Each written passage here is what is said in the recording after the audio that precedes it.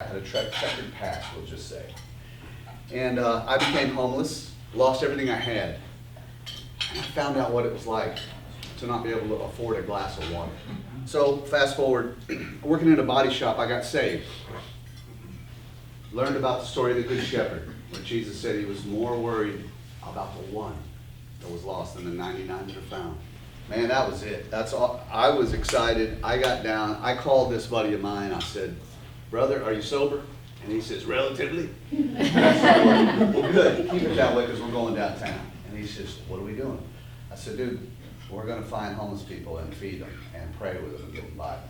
Man, we're just down there having a great time, and it's just infectious, you know. And I was like, wow, how can I ever sit my lazy butt on the couch on a Wednesday night ever again? This is engaging. You know, there's three things we all must do to find fulfillment and happiness. We must create stuff. We must express ourselves. And more especially, we must help other people. It's just important to our being and who we are. It had really changed. That night when I got home to my mansion of a home, and I found out what it meant. That night truly did what it meant to fall on my face in prayer. And I was just pleading with God, Father, please help me help these people. Help me help what I've discovered, mostly mentally ill, that are the chronically homeless. How do you help the mentally ill? And as I'm down just pleading with God, my wife sits up and says, "What are you doing?" It was pitch black dark, right? And I'm like sobbing and I'm praying. And I says, "I'm praying." And she could sense the tension in my voice. She got down next to me and we prayed that night. And I'm going to tell you, it changed. But you know what? When you get so far down that you can't afford a glass of water, sometimes you don't feel like anyone, especially God, would forgive you, can forgive you. I can't tell you how many times I've heard someone say, "You don't know what I've done." What we started doing was, we paired with an organization called the Safe House, which is an organization, I bet some of you have heard of it. It's been around a long, long time. And the people at the Safe House like, "Man, they know you. They love you, man. What's up with that? What's the hot sauce man mean?" And, you know, people started asking me to bring some hot sauce. Bring me something hot, man. Come on, I need something hot. And real hot sauce is expensive, not Texas Pete and stuff like that. So I started making it, growing peppers, and that turned into its own animal. And if I have time, I'll tell you the amazing poem written about me by a homeless woman under the Grady Bridge called The Hot Sauce Man. Guaranteed, made me cry for 2 years as I memorized it. This is the deal about feeding people. People told me, said, "Man, you really hurt people by feeding them, by just feeding them." Well, you know what, there's truth to that. And I'm not going to sit here and tell you just if you're continually feeding someone and they become dependent on you, that's true. But you got to remember, that's how Jesus did it, right? How do you build community? How do you build friendship, trust? This is important. You do it through listening, spending time, and eating with them. Sit down and eating. And I'm going to tell you, I make the very best soup possible. A few of my volunteers are on me like weekly. "We need a food truck. We need a restaurant." And I'm like, "Look, our focus is homeless people, not food. You want to look? I'll show you. I'll teach you. We'll do everything." My efforts on getting people off the street. Homelessness, unemployment is not the problem. That's a symptom of a much deeper problem. So many different roads lead to homelessness. Abandonment, abuse, drug and alcohol addiction, and the big ugly one, mental illness. People used to say, "You need to leave this to the professionals." Aren't you glad Mother Teresa didn't leave it to the professionals? What about Jesus? He didn't leave it to the professionals. Man, he was kicking over tables. Wow, anyway, now, fast forward 8.5 years later, I've got countless videos of guys that say, "Man, you changed my life, bro." And my favorite saying on the street is, "No, that's not me. I'm just some guy with really amazing hair." Your Father in heaven did that for you, brother. You did that. They need to have a sense of responsibility. I've developed a series of speeches called, the acronym is FAITH: fulfillment, accountability, integrity, thankfulness, and helping people. And through this series of speeches, it allows me to talk to them about everything, really. Finding fulfillment is about stuff that these people have never heard of, like discovering your principles, your values, your gifts, your talents, and engaging your gifts and your talents.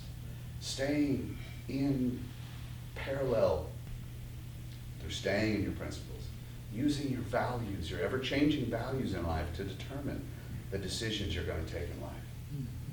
Some of these guys are just like, nobody ever really told me that before.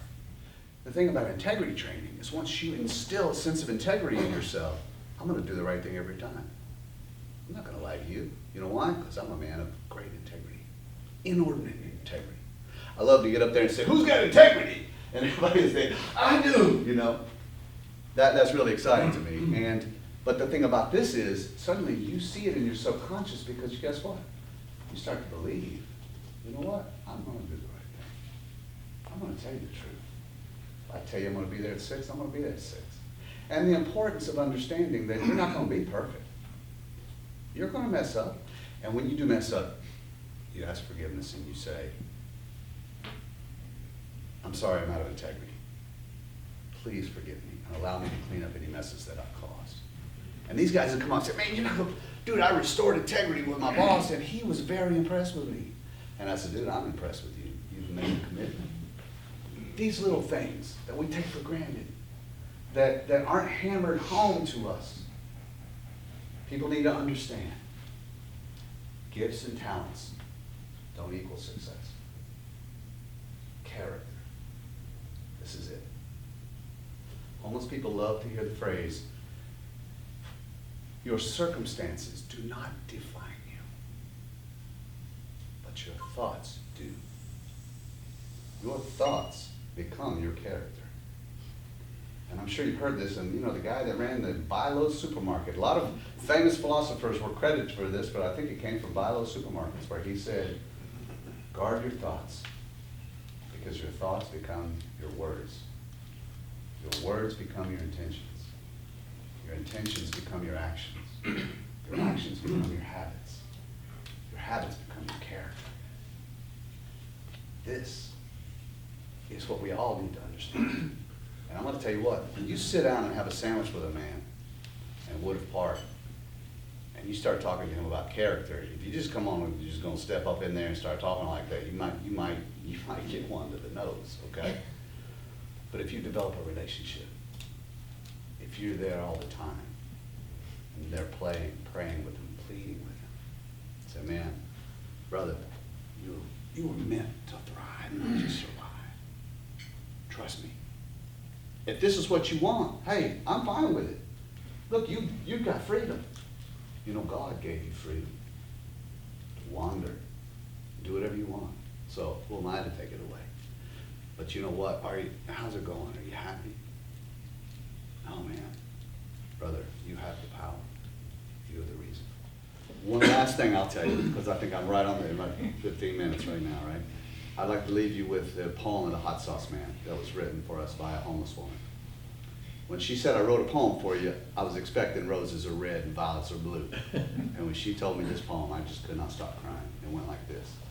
It's 30 degrees and I'm down on my knees. Please let him come, Lord. I beg you, please. Out of the night, he pulled up with a smile. He says, come to my truck, let's talk a while. Wonderful soup is his language of love with a warm piece of cornbread sent from above. And a special sauce that he makes like no one else can. That's why we call him the Hot Sauce Man. Beef, chicken, cabbage with beans. His soup is the best, if you know what I mean. And he serves his soup from a giant drum, and he keeps on serving as long as they come. When we thank him, he says, praise I do not deserve. You seek my Father, the one whom I serve. And as his truck disappears into the night, we thank our Father, for now we'll sleep tight. Bless him, O Father, as only you can. Thank you, Lord Jesus. God bless the Hot Sauce Man. Thank you so much. But man, I could tell you stories about one time this little boy, and I'll just make it really quick. This lady named Donna, we're driving. She said, look, stop the truck. That little boy is homeless over there with his dad. I said, no, that little boy's not. Stop this truck in the name of Jesus. And I was like, oh.